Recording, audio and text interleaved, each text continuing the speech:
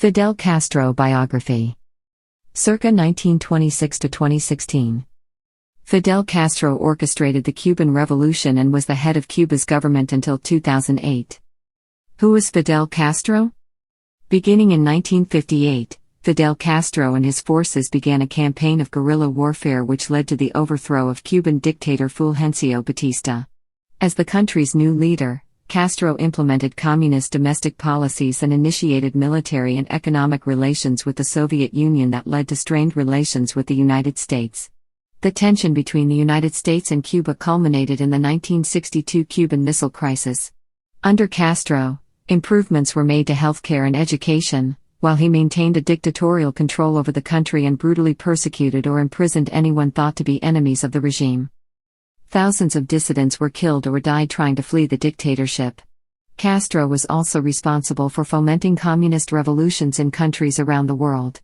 However, the 1991 collapse of communism in the Soviet Union and its negative impact on Cuba's economy led Castro to relax some restrictions over time. In failing health, Castro officially handed over power to his brother Raúl Castro in 2008, but still wielded some political influence in Cuba and abroad. Fidel Castro died in 2016 at the age of 90.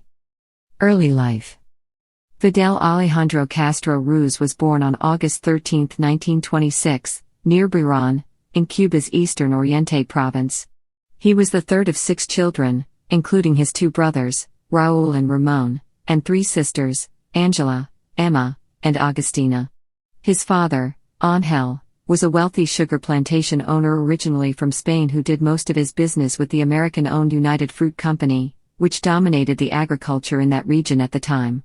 His mother, Lina Ruz González, had been a maid to Angel's first wife, Maria Luisa Argota, at the time of Fidel's birth. By the time Fidel was 15, his father dissolved his first marriage and wed Fidel's mother. At age 17, Fidel was formally recognized by his father and his name was changed from Ruz to Castro.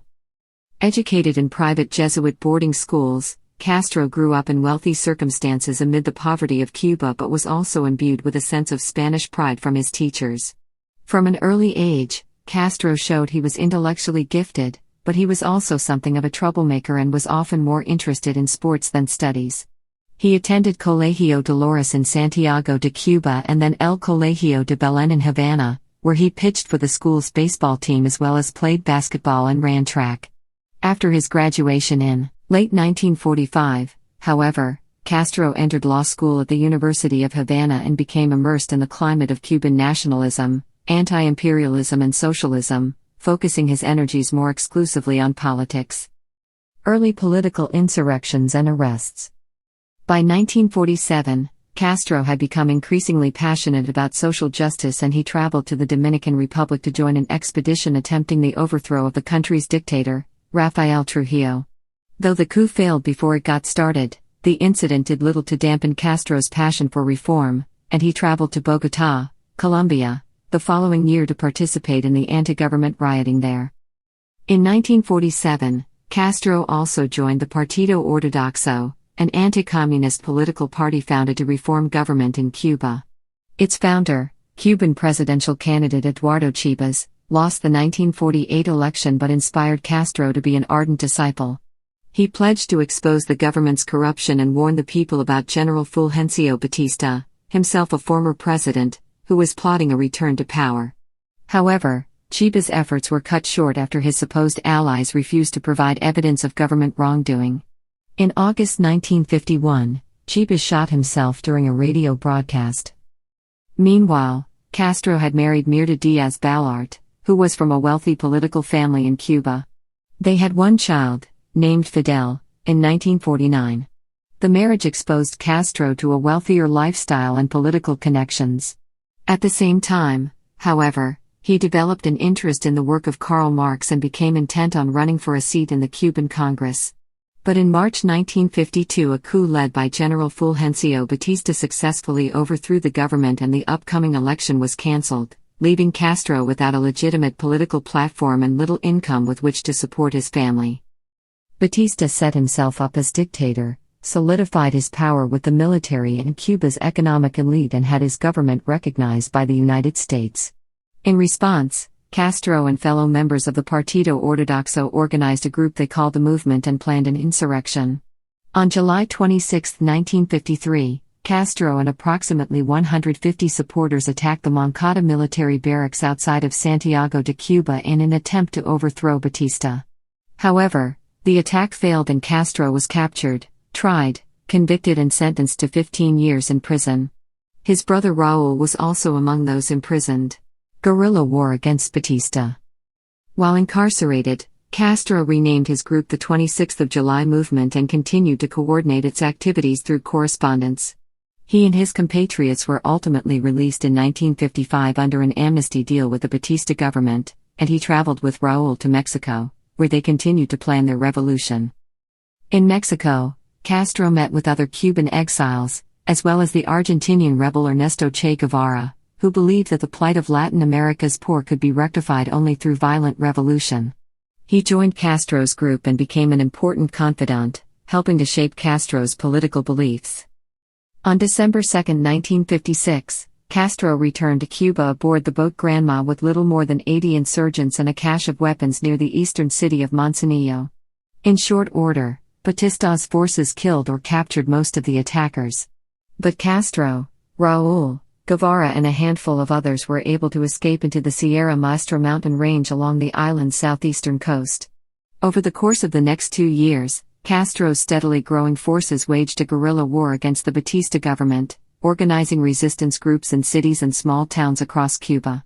Castro was also able to organize a parallel government, carry out some agrarian reform and control provinces with agricultural and manufacturing production.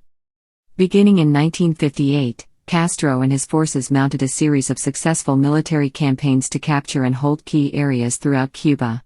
Combined with a loss of popular support and massive desertions in its military, Batista's government finally collapsed under Castro's efforts, and in January 1959, Batista himself fled to the Dominican Republic. At the age of 32, Castro had successfully concluded his guerrilla campaign to take control of Cuba. A provisional government was quickly created, with Manuel Urrutia installed as president and José Miro Cardona as prime minister. It quickly gained the recognition of the United States, and Castro himself arrived in Havana to cheering crowds and assumed the post of commander-in-chief of the military. In February 1959, Miro suddenly resigned, and Castro was sworn in as Cuba's prime minister. Meanwhile, hundreds of members of Batista's government were tried and executed. Turn to communism. Castro implemented far-reaching reforms by nationalizing factories and plantations in an attempt to end U.S. economic dominance on the island. Among these reforms, it was announced that the new government would base compensation to foreign companies on the artificially low property values that the companies themselves had negotiated with past Cuban governments in order to keep their taxes low. American companies soon felt the negative effects of such measures, leading to a significant strain in relations between Cuba and the United States. During this time, Castro repeatedly denied being a communist, but to many Americans, his policies closely resembled the Soviet-style control of both the economy and government. In April 1959, Castro and a delegation visited the United States as guests of the National Press Club. Castro hired a renowned public relations firm to help promote his tour, but President Dwight Eisenhower refused a meeting with him. That May, Castro signed the first Agrarian Reform Act, which limited the size of land holdings and forbade foreign property ownership. On the surface, the intent was to develop a class of independent farmers. In reality, this program led to state land control, with the farmers becoming mere government employees. By the end of 1959, Castro's revolution had become radicalized, with purges of military and government leaders, including President Urrutia, and the suppression of any media critical of Castro's policies. Castro's government also began to establish relations with the Soviet Union. The USSR sent more than 100 Spanish-speaking advisors to help organize Cuba's Defense Committee. In February 1960, Cuba signed a trade agreement to buy oil from the Soviet Union and established diplomatic relations. When U.S.-owned refineries in Cuba refused to process the oil, Castro expropriated them, and the United States retaliated by cutting Cuba's import quota on sugar, thus beginning what would become a decades-long contentious relationship between the two countries. Bay of Pigs and the Cuban Missile Crisis. The year 1961 proved to be pivotal in Castro's relationship with the United States. On January 3, 1961, outgoing President Eisenhower broke off diplomatic relations with the Cuban government. On April 14, Castro formally declared Cuba a socialist state. 3 days later, some 1,400 Cuban exiles invaded Cuba at the remote Bay of Pigs in an attempt to overthrow the Castro regime. The incursion ended in disaster, with hundreds of the insurgents killed and more than 1,000 captured. Though the United States denied any involvement, it was revealed that the Cuban exiles had been trained by the Central Intelligence Agency and armed with American weapons. Decades later, the National Security Archive revealed that the United States had begun planning an overthrow of the Castro government as early as March 1959. The invasion was conceived during the Eisenhower administration and inherited by President John F. Kennedy, who reluctantly approved its action but denied the invaders air support in the hopes of concealing a U.S. role in the effort. Castro, in turn, was able to capitalize on the incident to consolidate his power and further promote his agenda. On May 1 he announced an end to democratic elections in Cuba and denounced American imperialism. Then at year's end, Castro declared himself a Marxist-Leninist and announced the Cuban government was adopting communist economic and political policies. On February 7, 1962, the United States imposed a full economic embargo on Cuba. In the wake of the Bay of Pigs incident, Castro intensified his relations with the Soviet Union by accepting further economic and military aid. In October 1962, his increasing reliance on Soviet support brought the world to the brink of nuclear war. Hoping to deter another U.S. invasion of Cuba, Castro and Soviet Premier Nikita Khrushchev conceived the idea of placing nuclear missiles in Cuba, just 90 miles off the coast of Florida. Khrushchev justified the move as a response to U.S. Jupiter missiles that had been deployed in Turkey.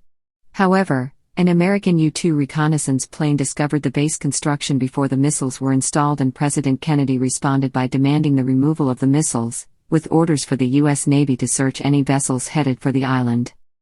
Over 13 anxious days of secret communications between Khrushchev, Kennedy and their agents, the Soviets agreed to remove the missiles in exchange for the United States' public agreement not to invade Cuba. The Kennedy administration also agreed to secretly remove the Jupiter missiles from Turkey. Both leaders saved face and gained some admiration for restraint. Castro, on the other hand, was humiliated. Both superpowers had completely left him out of the negotiations. Furthermore, the United States was able to persuade the Organization of American States to end diplomatic relations with Cuba, in response to Castro's shameful actions. Cuba under Castro. But Castro wasn't shamed for long. In 1965, he merged Cuba's Communist Party with his revolutionary organizations, installing himself as head of the party. Within a few years, he began a campaign of supporting armed struggle against imperialism in Latin American and African countries. In January 1966, Castro founded the Organization for Solidarity with the Peoples of Asia, Africa, and Latin America to promote revolution and communism on 3 continents. In 1967, he also formed the Latin American Solidarity Organization to foster revolution in select Latin American countries. In the 1970s, Castro continued to promote himself as the leading spokesperson for Third World countries by providing military support to pro-Soviet forces in Angola, Ethiopia, and Yemen. Though Cuba was still heavily subsidized by the Soviet government during this period, those expeditions ultimately proved unsuccessful and put a strain on the Cuban economy. Meanwhile, the United States agreement not to invade Cuba had not precluded attempting to topple the Castro regime in other ways. Over the years, Castro was the target of numerous CIA assassination attempts, an estimated 638 in all, according to Cuban intelligence, ranging from exploding cigars to a fungus-infected scuba diving suit to a mafia-style shooting. Castro took great delight in the fact that none of the attempts ever succeeded and was quoted as saying that if avoiding assassination attempts was an Olympic sport, he would have won gold medals. Castro's regime has been credited with opening 10,000 new schools and increasing literacy to 98%. Cubans enjoy a universal healthcare system, which has decreased infant mortality to 11 deaths in 1,000, 1.1%. But at the same time, civil liberties were whittled away, as labor unions lost the right to strike, independent newspapers were shut down and religious institutions were harassed.